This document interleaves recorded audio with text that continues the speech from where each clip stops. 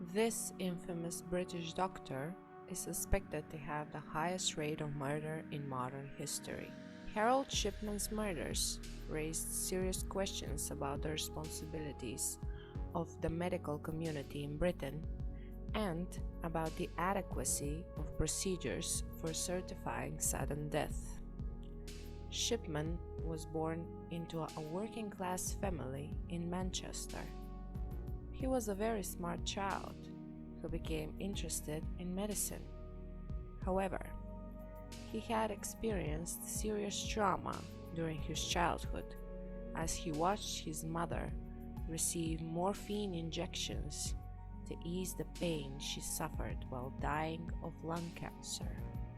In 1970, he received a medical degree from Leeds University, and a few years later, he became a general practitioner in Lancashire. A nurse who worked at the hospital with Shipman has expressed regret that she could have stopped him 30 years ago, but was too naive to raise concerns. Her name is Sandra Whitehead, who was 18 at the time she worked alongside the serial killer. In 1972, she became suspicious after 3 patients Shipman had been looking after died. In 1975, after it was discovered that he had written several fraudulent prescriptions for an opiate to which he had become addicted, he was forced out of his practice and into drug rehab. In 1977, Shipman found work as a general practitioner in the town of Hyde in Greater Manchester, where eventually he gained respectability. In 1998, one of his patients, an 81-year-old woman called Kathleen Grundy, was discovered dead in her home, only hours after Shipman visited her. Her family was devastated by her sudden death because she had appeared to be in good health.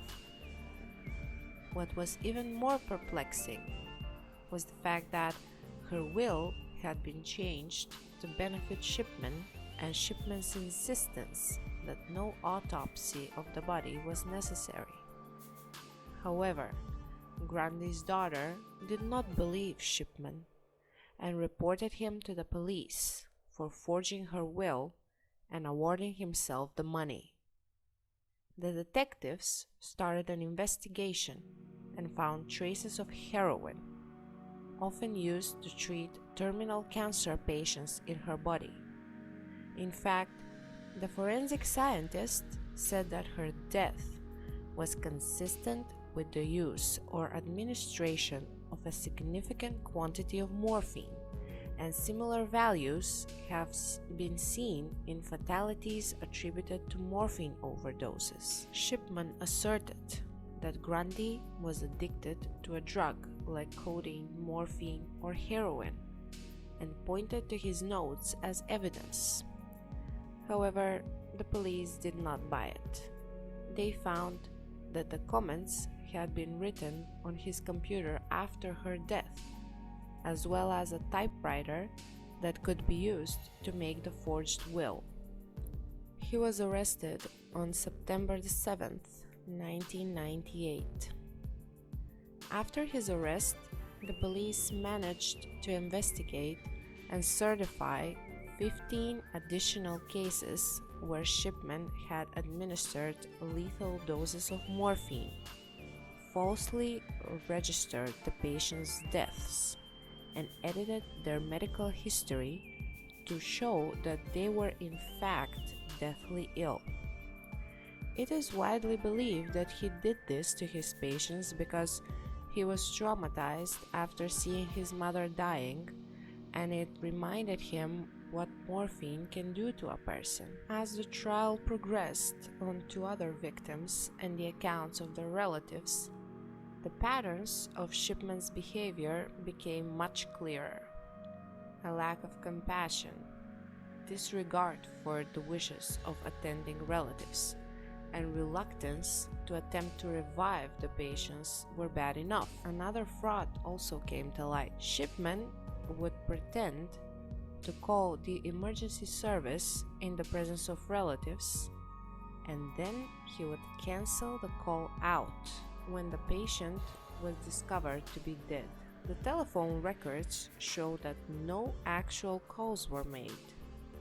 Finally, evidence of his drug hoarding was introduced, with false prescribing to patients who did not require morphine, over-prescribing to others who did, as well as proof of his visits to the homes of the recently deceased to collect up unused drug supplies for disposal. Shipman's demeanor throughout the trial did nothing to assist his defense in painting a picture of a dedicated healthcare professional of the old-fashioned variety, always placing the needs of others above his own.